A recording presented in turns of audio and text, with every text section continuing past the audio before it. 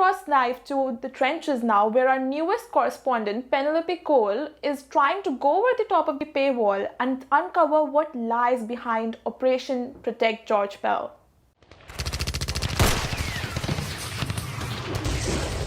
Thanks, Tavleen. It's a good thing you're safe where you are because, gosh, it's absolute mayhem down here.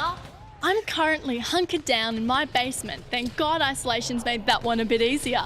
But since Pell's acquittal, the News Corps have launched what they called a counter-offensive investigation against the ABC, Victorian state institutions and other journalists who have dared to report on multiple allegations against Pell.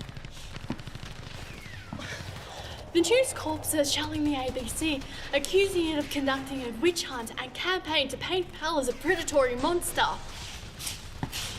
Pell, who was supposed to forget was ever mentioned in that murky Royal Commission against the Catholic Church, called the public broadcaster's coverage a betrayal of national interest.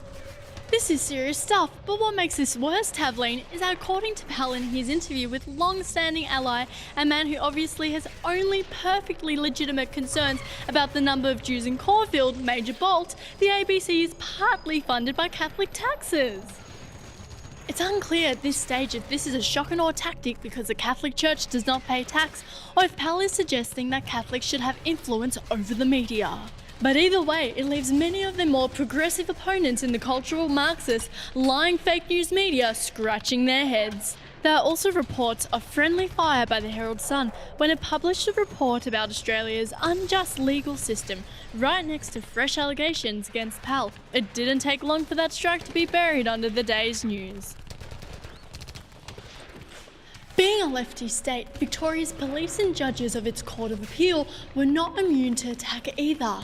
According to the News Corps, Pell's treatment was a travesty of justice, equal to Lindy Chamberlain's wrongful imprisonment, and exceeded what was imposed on Aborigines by even the worst of the 19th century judges. And no old, white, religiously conservative man should ever have to deal with that.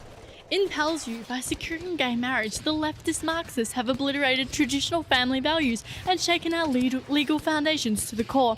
Gender fluidity was the last straw. Pell didn't stand a chance. The only thing he could do was to launch this crusade.